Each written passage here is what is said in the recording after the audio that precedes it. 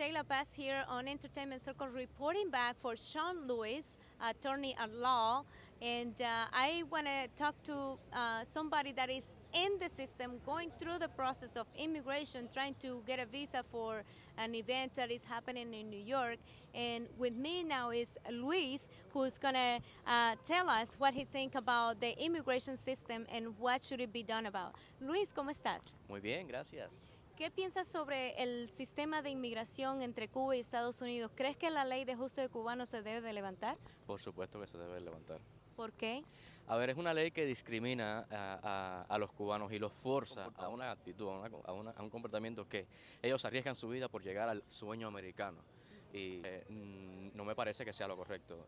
Lo correcto debería ser un proceso coherente y equitativo que nos promueva a todos los cubanos y las cubanas a llegar de manera legal, sin pasar todo el trabajo que están pasando en estos momentos muchos cubanos para llegar a los Estados Unidos. O sea, que sea un proceso menos trabajoso, menos problemático. De hecho, a ver, en el proceso que estoy en estos momentos estoy como que calificando no de viajar a Estados Unidos por la edad y todo lo demás. O sea, que también nos forzan a tener que utilizar alternativas para llegar a los Estados Unidos, o sea irte definitivamente, irte ilegal como está sucediendo en estos momentos. No debería ser así, debería de normalizarse ese proceso.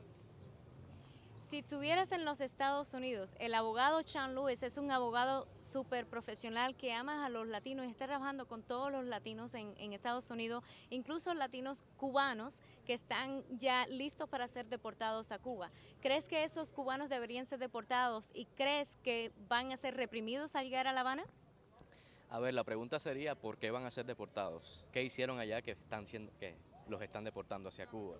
No creo que sean reprimidos acá, depende qué factor influye en que esas personas sean reprimidas o sean castigadas por la ley acá en Cuba. O sea, hay un historial, pero no creo que en estos momentos, como están las relaciones, como están las negociaciones, como están los cambios que se esperan que haya más dentro del sistema cubano, que se repriman a las personas y se persigan por pensar diferente. No creo.